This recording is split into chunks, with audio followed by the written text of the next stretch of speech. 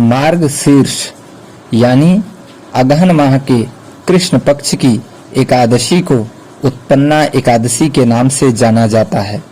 सभी एकादशियों की तरह उत्पन्ना एकादशी भी श्री हरि विष्णु को समर्पित है। यह एकादशी बहुत खास मानी जाती है।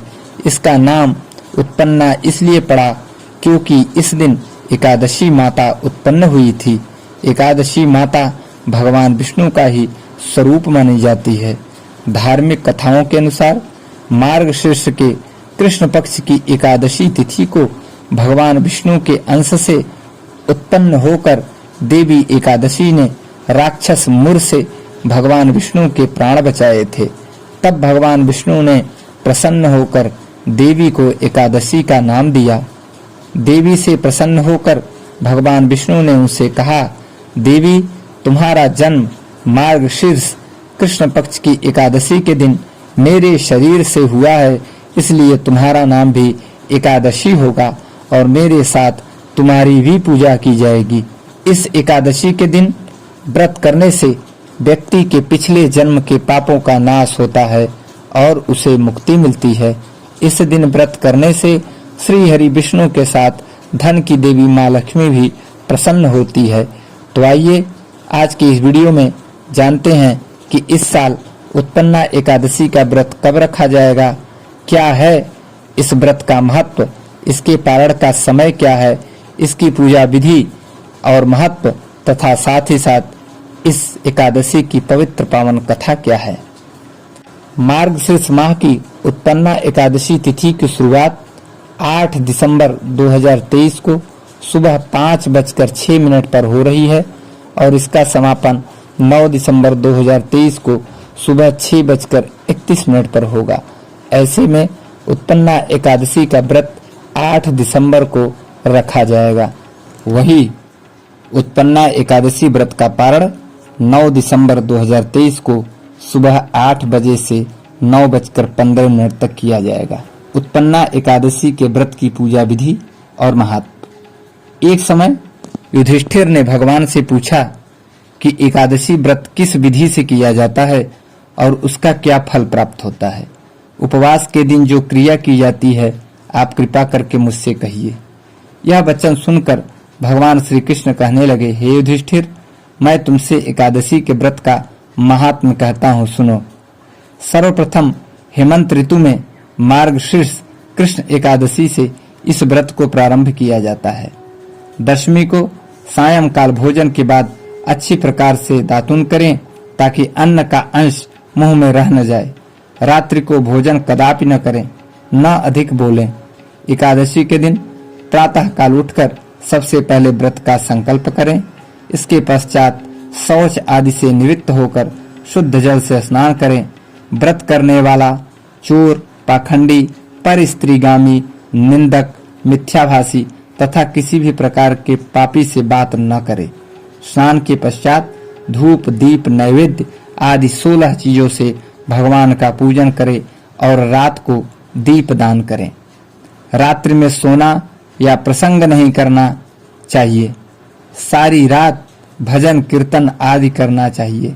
जो कुछ पहले जाने अनजाने में पाप हो गए हों उनकी क्षमा मांगनी चाहिए। धर्मात्मा पुरुषों को कृष्ण और शुक्ल दोनों पक्षों की एकादशियों को समान समझना चाहिए।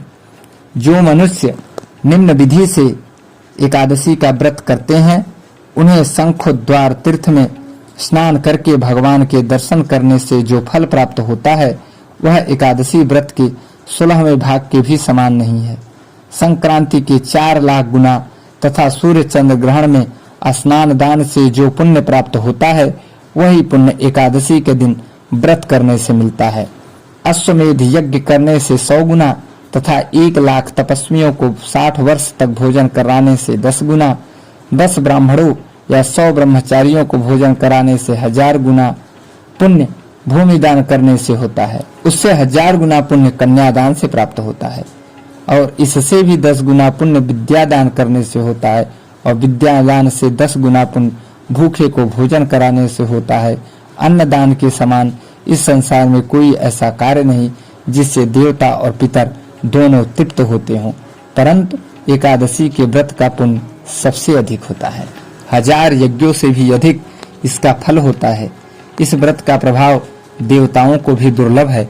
रात्रि को भोजन करने वाले को व्रत का आधा फल मिलता है और दिन में एक बार भोजन करने वाले को भी आधा ही फल प्राप्त होता है, जबकि निर्जल व्रत रखने वालों का महात्म तो देवता भी वर्णन नहीं कर सकते। उत्पन्ना एकादशी की व्रत कथा। युधिष्ठिर ने भगवान श्री कृष्ण से पूछा कि हे प्रभु, मार्गशीर्ष मास के कृष्ण पक्ष की एकादशी की कथा का वर्णन कीजिए। भगवान कहने लगे, हे युधिष्ठिर, सतयुग में मुर नाम का दैत्य उत्पन्न हुआ। वह बड़ा बलवान और भयानक था। उस प्रचंड दैत्य ने इंद्र, आदित्य, वसु, वायु, अग्नि आदि सभी देवताओं को पराजित करके भगा दिया। तब इंद्र सहित सभी देवताओं ने भयभीत होकर भगवान शिव से सारा वृत्तांत कहा और बोले, हे कैलाशपति, मुर दैत्य से भयभीत होकर सब देवता मृत्युलोक में फिर रहे हैं। तब भगवान शिव ने कहा, हे देवताओं, तीनों लोकों के स्वामी, भक्तों के दुखों का नाश करने वाले भगवान विष्णु की शरण में जाओ, वे ही तुम्हारे दुखों को दूर कर सकते हैं। शिव जी के ऐसे वचन सुनकर सभी देवता क्षीर सागर में पहुंचे।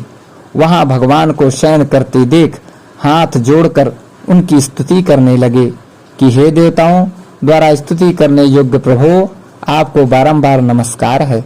देवताओं की रक्षा करने वाले मधुसूदन, आपको नमस्कार है। आप हमारी रक्षा करें। दैत्यों से भयभीत होकर हम सब आपकी शरण में आए हैं। आप इस संसार के कर्ता, माता पिता, उत्पत्ति और पालन करता तथा संहार करने वाले हैं। सबको शांति प्रदान करने वाले हैं। आकाश और पाताल भी आप ही हैं।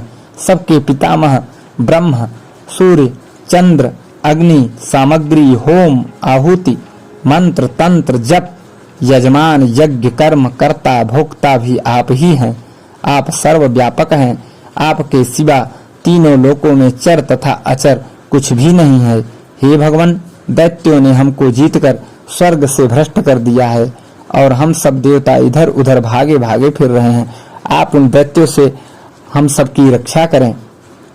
इंद्र के ऐसे वचन सुनकर भगवान विष्णु कहने लगे, हे इंद्र, ऐसा मायावी दैत्य कौन है जिसने सब देवताओं को जीत लिया है? उसका नाम क्या है? उसमें कितना बल है और किसके आश्रय में है तथा उसका स्थान कहाँ है? वह सब मुझसे कहो। भगवान के ऐसे वचन सुनकर इंद्र बोले, भगवान, प्राचीन समय में एक नाड़ी जंघ नामक राक्षस था। उसके महापराक्रमी और लोक विख्यात मुर नाम का एक पुत्र हुआ। उसकी चंद्रावती नाम की नगरी है। उसी ने सब देवताओं को स्वर्ग से निकालकर वहां अपना अधिकार जमा लिया है। उसने इंद्र, अग्नि, वरुण, यम, वायु, ईश, चंद्रमा, नैऋत्य आदि सबके स्थान पर अधिकार कर लिया है। सूर्य बनकर स्वयं ही प्रकाश करता है, स्वयं ही मेघ बनकर बैठा है और सबसे अजेय है। हे असुर निकंदन, उस दुष्ट को मारकर देवताओं को अजेय बनाइए। यह वचन सुनकर भगवान ने कहा, हे देवताओं, मैं शीघ्र ही उसका संहार करूंगा। तुम चंद्रावती नगरी जाओ। इस प्रकार कहकर भगवान सहित सभी देवताओं ने चंद्रावती नगरी की ओर प्रस्थान किया। उस समय दैत्य मुर सेना सहित युद्ध भूमि में गरज रहा था। उसकी भयानक गर्जना सुनकर सभी देवता भय के मारे चारों दिशाओं में भागने लगे। जब स्वयं भगवान रणभूमि में आए तो दैत्य उन पर भी अस्त्र शस्त्र आयुध लेकर दौड़े। भगवान ने उन्हें सर्प के समान अपने बाणों से बीध डाला। बहुत से दैत्य मारे गए, केवल मुर बचा रहा। वह अविचल भाव से भगवान के साथ युद्ध करता रहा। भगवान जो भी तीक्ष्ण बाण चलाते वह उसके लिए पुष्प सिद्ध होता। उसका शरीर छिन्न भिन्न हो गया, किंतु वह लगातार युद्ध करता रहा। दोनों के बीच मल्ल युद्ध भी हुआ। 10,000 वर्ष तक उनका युद्ध चलता रहा, किंतु मुर नहीं हारा। थक कर भगवान बद्रिकाश्रम चले गए। वहां हेमवती नामक सुंदर गुफा थी। उसमें विश्राम करने के लिए भगवान उसके अंदर प्रवेश कर गए। यह गुफा 12 योजन लंबी थी और उसका एक ही द्वार था। विष्णु भगवान वहां योग निद्रा की गोद में सो गए। मुर भी पीछे पीछे आ गया और भगवान को सोया देखकर मारने को उद्यत हुआ। तभी भगवान के शरीर से उज्जवल कांति में रूप वाली देवी प्रकट हुई। देवी ने राक्षस मुर को ललकारा, युद्ध किया और उसे तत्काल मौत के घाट उतार दिया। श्री हरि जब योग निद्रा की गोद से उठे तो सब बातों को जानकर उस देवी से कहा कि आपका जन्म एकादशी के दिन हुआ है, अतः आप उत्पन्ना एकादशी के नाम से पूजित होंगे। आपके भक्त वही होंगे जो मेरे भक्त हैं। तो ये है उत्पन्ना एकादशी से संबंधित सामान्य जानकारी।